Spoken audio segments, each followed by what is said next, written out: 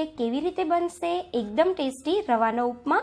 Recipe સારી લાગે તો લાઈક અને શેર જરૂરથી કરજો।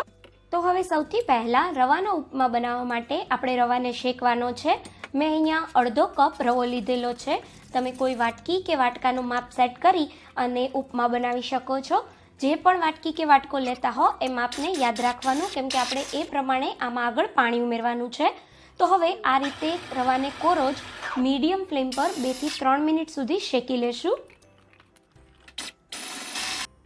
રવાને હંમેશા મીડિયમ ફ્લેમ પર જ શેકવાનો, હાઈ ફ્લેમ પર શેકીશું તો રવો ફટાફટ લાલ થઈ જશે અને ઉપમામાં એનો સ્વાદ સહેજ પણ સારો નહીં લાગે।